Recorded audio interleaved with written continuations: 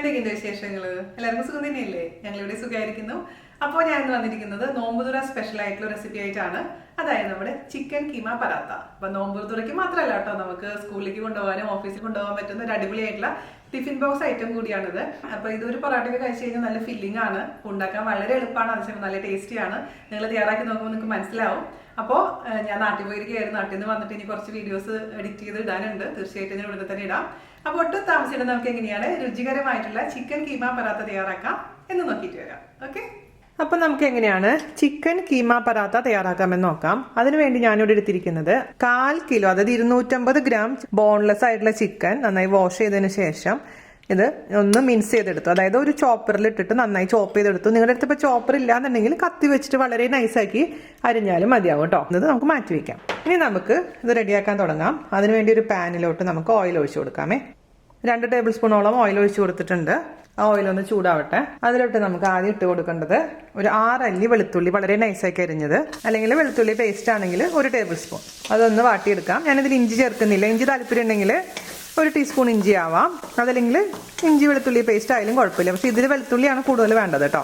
ഒന്ന് വാടി വരട്ടെ. ഇനി ഇതിലോട്ട് നമുക്ക് ചേർത്ത് കൊടുക്കേണ്ടത് ഒരു സവാള, വളരെ നൈസാക്കി അരിഞ്ഞതാണ് കേട്ടോ, ഒരു മീഡിയം സവാള.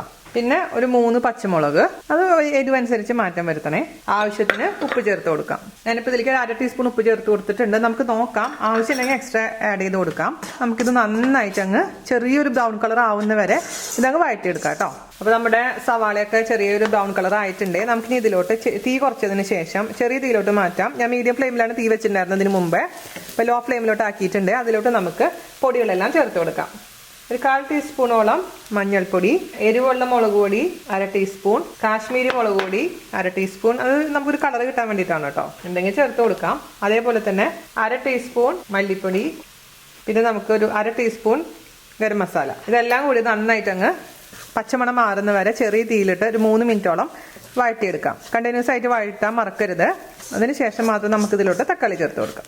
ഇപ്പോൾ ചിലവർ ഇതിലോട്ട് ജീരകത്തിന്റെ പൊടി, അതായത് ക്യൂമിൻ പൗഡറിന്റെ പൊടി ചേർക്കാറുണ്ട്. നിങ്ങൾക്ക് ക്യൂമിൻ പൗഡർ ഇഷ്ടമാണെന്നുണ്ടെങ്കിൽ ഒരു 1/4 ടീസ്പൂണോളം ജീരകത്തിന്റെ പൊടി ചേർക്കാം. പക്ഷെ ഞാനിപ്പോൾ ഇതിൽ ജീരകത്തിന്റെ പൊടിയൊന്നും ചേർത്തിട്ടില്ല. അതേപോലെ തന്നെ നമുക്ക് ഡ്രൈ മാംഗോ പൗഡർ ഇല്ലേ, അത് വേണമെങ്കിൽ ചേർക്കാം ഇഷ്ടമുണ്ടെങ്കിൽ, പുളിക്ക് വേണ്ടിയിട്ട്.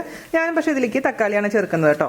അപ്പോൾ തക്കാളി ഇല്ലെങ്കിൽ നിങ്ങൾക്ക് അതിന് വരാൻ മറ്റ് തക്കാളി സോസ് വേണമെങ്കിൽ ചേർക്കാം, അല്ലെങ്കിൽ തക്കാളി പേസ്റ്റ്. പക്ഷെ ഞാനിവിടെ ഫ്രഷ് തക്കാളി തന്നെയാണ് ചേർക്കാൻ പോകുന്നത്. ഇതിലോട്ട് നമുക്ക് ഒരു തക്കാളി നൈസാക്കി അരിഞ്ഞത് ചേർത്ത് കൊടുക്കാം. ഒരു ചെറിയ തക്കാളിയാണ് കേട്ടോ. എന്നിട്ട് നമുക്കിത് അടച്ച് വെച്ചിട്ട് നന്നായിട്ട് തക്കാളി കുക്കാവുന്ന വരെ വെയിറ്റ് ചെയ്യാം. ഇച്ചിരി വേണമെങ്കിൽ ഒരു 2 ടേബിൾ സ്പൂൺ വെള്ളം വേണമെങ്കിൽ ഇതിലേക്ക് ഒഴിച്ചു കൊടുക്കാം. ഇനി നമുക്ക് തീ കൂട്ടാം, മീഡിയം ഫ്ലെയിമിലോട്ട് മാറ്റാം. അതിനുശേഷം അടച്ച് വെച്ചിട്ട് വേവിച്ചെടുക്കാം. അപ്പോൾ നമ്മുടെ തക്കാളിയൊക്കെ നന്നായി കുക്കായിട്ടുണ്ട് കേട്ടോ. അതിലോട്ട് നമ്മൾ റെഡിയാക്കി വെച്ചിരിക്കുന്ന മിൻസ്ഡ് ചിക്കൻ ചേർത്ത് കൊടുക്കാം. ഞാൻ ചില സമയത്ത് ഇതിലോട്ട് നമ്മുടെ ഗ്രീൻ പീസ് ഇല്ലേ, ഫ്രോസൺ ഗ്രീൻ പീസ് കുറച്ച് നേരം വെള്ളത്തിലിട്ടതിന് ശേഷം അതിൻ്റെ വെള്ളമൊക്കെ കളഞ്ഞിട്ട് ജസ്റ്റ് ഒന്ന് ക്രഷ് ചെയ്ത് ഇടാറുണ്ട് ഇതിൻ്റെ കൂട്ടത്തിൽ കൂടെ. അങ്ങനെയും വേണമെങ്കിൽ നമുക്ക് ഇട്ട് കൊടുക്കാം. ചിക്കൻ മാത്രം മതി എന്നുണ്ടെങ്കിൽ ചിക്കൻ മാത്രം ചേർക്കാം കേട്ടോ. നമുക്ക് നന്നായിട്ട് മിക്സ് ചെയ്ത് കൊടുത്തതിന് ശേഷം അടച്ച് വെച്ചിട്ട് ഒരു 5 മുതൽ 8 മിനിറ്റിനുള്ളിൽ തന്നെ ഈ ചിക്കൻ നന്നായി കുക്കായിക്കോളും. ഒരുപാട് നേരം കുക്ക് ചെയ്ത് കഴിഞ്ഞാൽ എന്താ കുഴപ്പമെന്ന് വെച്ച് കഴിഞ്ഞാൽ ഇത് റബ്ബർ പോലെയാവും, ഒരു ടേസ്റ്റ് ഉണ്ടാവില്ല. നമ്മൾ കഴിക്കുമ്പോൾ ഒരു സോഫ്റ്റ്നെസ് ഒന്നും ഉണ്ടാവില്ല. അതുകൊണ്ട് അതൊന്ന് ശ്രദ്ധിക്കുക. അപ്പം എല്ലാ ഭാഗത്തേക്കും മസാല ആയിന്ന് ഉറപ്പ് വരുത്തുക. അത് നമുക്ക് അടച്ച് വെച്ചിട്ട് ഒരു 5 മിനിറ്റോളം കുക്ക് ചെയ്യാം കേട്ടോ. ഇത് നോക്കാം, കുക്കായിട്ടില്ലെങ്കിൽ എക്സ്ട്രാ കുക്ക് ചെയ്താൽ മതി. ആദ്യമേ തന്നെ ഒരുപാട് നേരം ഇങ്ങനെ കുക്ക് ചെയ്യണ്ട കേട്ടോ. ഈ ചിക്കനിലുള്ള വെള്ളം ഇറങ്ങിക്കോളും. ഇപ്പം നമ്മൾ എക്സ്ട്രാ വെള്ളമൊന്നും ഇതിൽ ചേർക്കുന്നില്ല. മീഡിയം ഫ്ലെയിമിൽ വെക്കണേ. ഒരു 5 മിനിറ്റ് കഴിഞ്ഞിട്ടുണ്ട് കേട്ടോ. അപ്പോൾ ഇതിനുള്ളിൽ നിന്നൊക്കെ വെള്ളമൊക്കെ ഇറങ്ങിയിട്ടുണ്ട്. നമുക്കിനി ടേസ്റ്റൊക്കെ നോക്കി ഓഫ് ചെയ്യാമേ. ഇതിലോട്ട് നമുക്ക് അവസാനമായിട്ട് മല്ലിയുടെ ഇല ഇട്ട് കൊടുക്കാം. മല്ലിയുടെ ഇല ഇഷ്ടമല്ലെങ്കിൽ അതിന് പകരമായിട്ട് നിങ്ങൾക്ക് ഇഷ്ടമുള്ള ഏത് ഇലയാണോ ആ ഇല ഇട്ട് കൊടുക്കുക. കറിവേപ്പിലയോ പുതിനയുടെ ഇലയോ എന്താണെന്ന് വെച്ച് കഴിഞ്ഞാൽ. പിന്നെ രുചിച്ച് നോക്കണേ, ഓരോരുത്തർ ഇഷ്ടത്തിനനുസരിച്ച് അതിൽ എരിവിന് കുറവുണ്ടെങ്കിൽ എരിവ് ഇട്ട് കൊടുക്കാം. ഉപ്പൊക്കെ നോക്കിയിട്ട് അഡ്ജസ്റ്റ് ചെയ്യാൻ മറക്കരുത്. ഓഫ് ചെയ്യാം നമുക്ക്. ഇനി ഇതങ്ങ് ചൂടാറിയതിന് ശേഷം വേണം ഫില്ല് ചെയ്യാൻ, പറാട്ടയാക്കി എടുക്കാൻ. വലിയ വലിയ പീസസ് ഉണ്ടെങ്കിൽ എന്ത് പറ്റുമെന്ന് വെച്ച് കഴിഞ്ഞാൽ പറാട്ട നമ്മൾ പരത്തുന്ന സമയത്ത് അതങ്ങ് പുറത്തേക്ക് വരും, മുറിഞ്ഞു പോവും. അപ്പം അതുകൊണ്ട് മാക്സിമം ചെറിയ പീസസാണ് ചിക്കൻ്റെ നല്ലത് കേട്ടോ. സെയിം റെസിപ്പി വെച്ചിട്ട് നമുക്ക് മട്ടനും അതുപോലെ തന്നെ ബീഫൊക്കെ പൊറോട്ട ഉണ്ടാക്കിയെടുക്കാൻ പറ്റും. ഉപ്പ് നോക്കിയപ്പോൾ കുറച്ച് കുറവാണ്, അതുകൊണ്ട് ഒരു നുള്ളും കൂടെ ഉപ്പ് ചേർത്ത് കൊടുത്തിട്ടുണ്ട് കേട്ടോ. മിക്സ് ചെയ്ത് കൊടുക്കാം. അപ്പോൾ ഓവർ ഡ്രൈ ആക്കാൻ പാടില്ല. ഓവർ ഡ്രൈ ആക്കി കഴിഞ്ഞാൽ എന്ത് പറ്റും, തണുത്ത് കഴിഞ്ഞാൽ ഇങ്ങനെ കല്ല് പോലെ ഇരിക്കും, ഒരു രുചി ഉണ്ടാവില്ല. അപ്പോൾ ചെറിയൊരു നനവുണ്ടായിരിക്കും, പ്രത്യേകിച്ച് ശ്രദ്ധിക്കുക. പിന്നെ നമുക്ക് ചൂടാറിയതിന് ശേഷം റെഡിയാക്കി എടുക്കാം. അപ്പോൾ നമ്മുടെ ചിക്കൻ നന്നായിട്ട് ചൂടാറിയിട്ടുണ്ട് കേട്ടോ. നമുക്ക് മാറ്റി വെക്കാം. അതുപോലെ തന്നെ നമുക്ക് വേണ്ടതെന്ന് വെച്ചാൽ ആട്ട കുഴച്ചെടുക്കുന്നതാണ്. ഇത്തിരി ചപ്പാത്തിനേക്കാളും കുറച്ചും കൂടെ ലൂസ് ആയിരിക്കണേ, ഇച്ചിരി സോഫ്റ്റ് ആയിരിക്കണം നമ്മുടെ ആട്ട കുഴക്കുന്നത്. കാരണം ഒരുപാട് ടൈറ്റ് ആയിട്ടുണ്ടെങ്കിൽ നമ്മൾ പരത്തുമ്പോൾ അത് കൂടുതൽ പൊട്ടിപ്പോകാനുള്ള ചാൻസ് ഉണ്ട്. അതുകൊണ്ടാണ് നമ്മൾ സോഫ്റ്റ് ആയിട്ട് പരത്തണം എന്ന് പറയുന്നത്. ഞാനിപ്പോൾ 2 കപ്പ് ആട്ടയാണ് എടുത്തിരിക്കുന്നത് കേട്ടോ. അപ്പോൾ പിന്നെ ഇത് എപ്പോഴെപ്പോഴും നമ്മൾ വീഡിയോയിൽ പലപ്പോഴും കാണിച്ചിട്ടുള്ളത് കൊണ്ടാണ് ഞാനത് റിപ്പീറ്റ് ചെയ്യാതിരുന്നത്. അപ്പോൾ 20 മിനിറ്റെങ്കിലും നമ്മളിതങ്ങ് കുഴച്ച് അടച്ചു വെക്കണേ. ഇപ്പോൾ 20 മിനിറ്റ് കഴിഞ്ഞിട്ടുണ്ട്. ആ സമയം കൊണ്ടാണ് നമ്മുടെ ഇതിൻ്റെ ചൂടൊക്കെ ആറിയിട്ടുണ്ട്. ഇനി നമുക്കിത് പരത്തി സ്റ്റഫ് ചെയ്തെടുക്കാം. നമ്മളെപ്പോഴും പരത്തുമ്പോൾ പറാട്ടയ്ക്ക് എടുക്കുമ്പോൾ നമ്മളെപ്പോഴും വലിയ ഉരുള വേണം എടുക്കാൻ കേട്ടോ. ഇച്ചിരി വലിയതായിട്ടില്ല നമ്മളെപ്പോഴും ഉണ്ടാക്കേണ്ടത്. സാധാരണ ചപ്പാത്തിക്ക് ഇതിൻ്റെ പകുതി മതിയാവും ഉരുള. അപ്പോൾ ഈ ഒരു രീതിയിൽ നമുക്ക് ഉരുട്ടിയെടുത്തിട്ട് ആദ്യം തന്നെ ജസ്റ്റ് ഒന്ന് പരത്തിയെടുക്കാം. അപ്പോൾ കുറച്ച് ആട്ട എടുക്കുക, അതിലൊന്ന് റോൾ ചെയ്യാം. അതിനുശേഷം നമുക്ക് ആദ്യം തന്നെ ചെറുതായിട്ടൊന്ന് പരത്തിയെടുക്കാം. ഓക്കെ, ഇത്ര പരത്തിയതിന് ശേഷം നമുക്ക് അതിലോട്ട് ഫില്ല് ചെയ്യണം. അപ്പോൾ ഇതിൻ്റെ ചിക്കൻ്റെ ഫില്ലിങ് നമുക്ക് 2 ടേബിൾ സ്പൂൺ വീതം ഓരോ പറാത്തയിലും വെച്ച് കൊടുക്കാം. പിന്നെ ഇത് ഒരുപാട് അങ്ങ് പരത്തണ്ട, കാരണം ഒരുപാട് പരത്തി കഴിഞ്ഞാൽ ഈ സ്വാദ് നമുക്ക് കിട്ടില്ല. അതുകൊണ്ട് ചെറിയ ചെറിയ പറാത്തയായിട്ട് ഉണ്ടാക്കുന്നതാണ് ഏറ്റവും ബെസ്റ്റ് കേട്ടോ. അപ്പോൾ ഇങ്ങനെ എടുത്തതിന് ശേഷം ഒന്ന് പ്രസ് ചെയ്ത് കൊടുക്കുക. അതിനുശേഷം എല്ലാ സൈഡിൽ നിന്നും അങ്ങനെ എടുക്കുക. ഇതേപോലെ ഇങ്ങനെ നടുവിലോട്ട് കൊണ്ടുവന്നിട്ട് ഇങ്ങനെ കറക്കുക. മാക്സിമം ടൈറ്റ് ആക്കിയതിന് ശേഷം നമുക്ക് ഈ എക്സസ് ആയിട്ടുള്ള പോർഷൻ അങ്ങനെ എടുത്ത് പാത്രത്തിൽ വെക്കേണ്ട. ആ പാത്രം, ആട്ടയുടെ പാത്രം അടച്ചു വെക്കാൻ മറക്കരുത്, അല്ലെങ്കിൽ ഭയങ്കര ഡ്രൈ ആയിട്ട് മാറും നമ്മുടെ മാവ്. ഓക്കെ, അപ്പോൾ ആദ്യം തന്നെ ഇതെല്ലാം ഇതേപോലെ തന്നെ അങ്ങ് ഫില്ല് ചെയ്ത് വെക്കുക. അതിന് ശേഷം നമുക്ക് ഒരുമിച്ച് അങ്ങ് പരത്തിയെടുക്കാം കേട്ടോ. പിന്നെ കുറച്ചും കൂടെ സ്പൈസി ആക്കണമെന്നുണ്ടെങ്കിൽ പച്ചമുളക് എടുത്തിട്ട് അരിഞ്ഞിട്ട് കുറച്ച് വെച്ച് കൊടുക്കുക, വേണമെന്നുണ്ടെങ്കിൽ മാത്രം കേട്ടോ. ഞാൻ ചെയ്യാറുണ്ട്. കുറച്ചും കൂടെ ഒരു എന്താ പറയുക, കഴിക്കുമ്പോൾ ഒരു സ്പൈസി ഫീലിംഗ് കുറച്ചും കൂടെ കിട്ടും.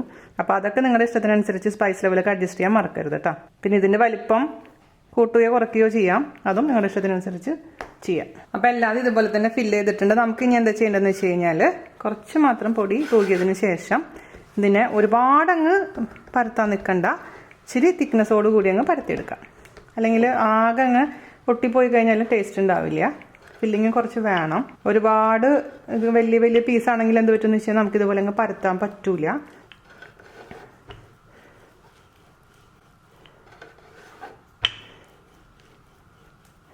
ഇപ്പോൾ 250 ഗ്രാം ചിക്കൻ വെച്ചിട്ടല്ല നമ്മൾ ചെയ്തേക്കുന്നത്. നിങ്ങളൊക്കെ ഉണ്ടാക്കുമ്പോൾ കൂടുതൽ അളവുണ്ടാവുമല്ലോ. അപ്പോൾ ഇതിൻ്റെ സൈസ് വേണമെങ്കിൽ വലുതാക്കാം കേട്ടോ. അപ്പോൾ ഞാൻ അതുകൊണ്ട് ഈ ഒരു സൈസ് കേട്ടോ, ഇതാണ് അടിപൊളിയായിട്ടുള്ള കറക്റ്റ് സൈസ് എന്ന് പറയുന്നത്. ഇതുപോലെ എല്ലാം ഉണ്ടാക്കിയെടുക്കാം, പരത്തിയെടുക്കാം. അതിനുശേഷം നമുക്ക് ചുട്ടെടുക്കാം.